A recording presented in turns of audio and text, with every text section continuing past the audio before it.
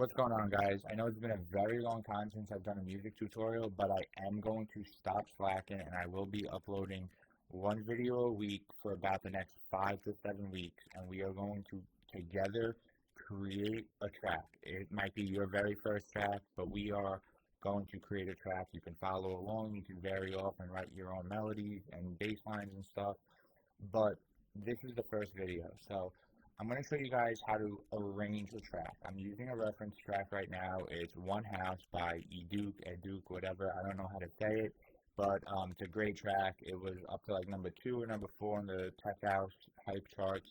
It's a track from Force of Habit Records, which is a record label that I'm signed to. I actually have a song coming out tomorrow. It's called More Drums. It's already been supported by Dash Berlin on his radio show yesterday, so definitely go check that out. I will be posting a link to that in the description. So let's get into this. So this is an arrangement of a track, and you guys can screenshot this if you want, so you can see what you need and what elements need to be in a track and how it's arranged with an intro, a drop, a build, a break, another drop, an outro, stuff like that. So what I did was I listened to this song about 50 to 60 times. I'm not even kidding. I took it one bar at a time. So these are all MIDI tracks, nothing in any of these. They're all empty. It's just for visual representation. So what I do is I listen and I take it one element at a time. So I know the kick is like the main part of a house track. So I go and I see where the kicks are. So it's just a 4 on the floor beat. And then over here, it's like an 8-bar build into the first like teaser drop. So you'll see that it switches over from the main kick to a smaller filtered out kick. So I wrote that, I drew that in there, and then there's no kick right here. You can even see it. So I have a break here, and then the big kick comes in for the drop. Then we have another break slash build. And I put in parentheses here, filtered out towards the build. So that means like as this is going towards the drop, the kick is getting filtered out. Certain frequencies are getting filtered out more and more, and it's going to a lesser volume. So like you can hear it here, and then the kick here sounds a little bit smaller. Alright, no break there. Drop with the big kick. No kicks here. This is the main break.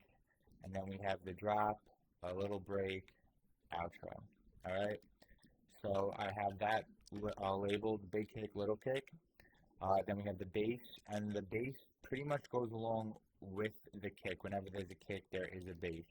So I have the same thing, lowered as the drop. Filtered bass means they filter out the sub in the break, so when the main bass comes in on the drop, it's more impactful. You don't want to have the sub bass going throughout the whole track because you have no like downtime in the track. The track has to be like a roller coaster. You have to have peaks and valleys going up and down, up and down. Build tension, release the tension. So then we have mid-bass hits. I label these. These are like little mid-bass, like 3 hits that go once a bar, but it's only for the intro. You can hear it here. Very low volume, but it does make a difference. And they really are, they're only in the intro. And now for the drums, we have the clap on the 2 and the 4, the upbeat hi-hats, the 16th note shakers, and they have 1 per hit per bar at a very low volume here.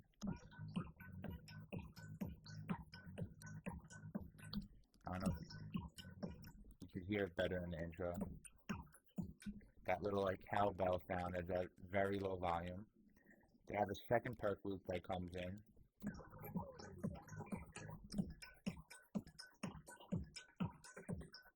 So you hear that. They have offbeat snares. Those like 2 little. So then we have crashes. The first crash doesn't come in until the 33rd bar. And crashes and white noise are usually transitional effects that help the listener tell when a different part of the track is coming. So the crash is going to let us know that the intro is done and we're going into this first little teaser break. The white noise riser is going to create tension as the snare build. There's no effect riser over here, but for this second drop, they have an effects riser, smaller effects risers to help it get out of the drop into the break, and so on. Then there's also down effects, so I don't know why I keep making these bigger, but you can hear like, maybe over here is better, that like robotic sound. Then they have fills.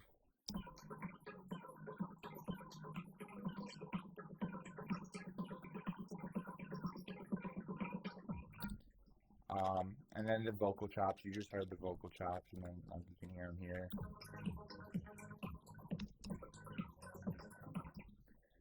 We have two different types of synths that I picked up on in this track.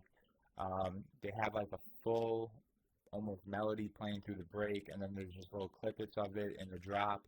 And the second one has nothing in the break, and then it comes in after the first like 4 or 8 bars of the drop, and you can hear it here.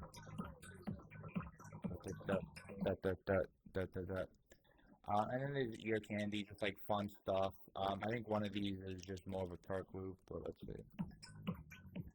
Yeah, that's pretty much just a perk loop. That little bit of drum.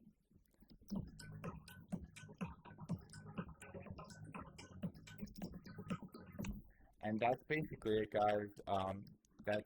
I think it's only like 25 channels. Obviously, when you're making a track, you're going to be layering sounds and having more elements than this. But this is basically like a generic layout for a track, and it's just showing you all the meat and potatoes, the basic stuff that every track should have.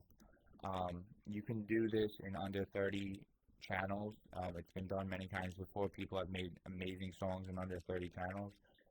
Sometimes my projects will have up to 100 channels, but so that's it for this video.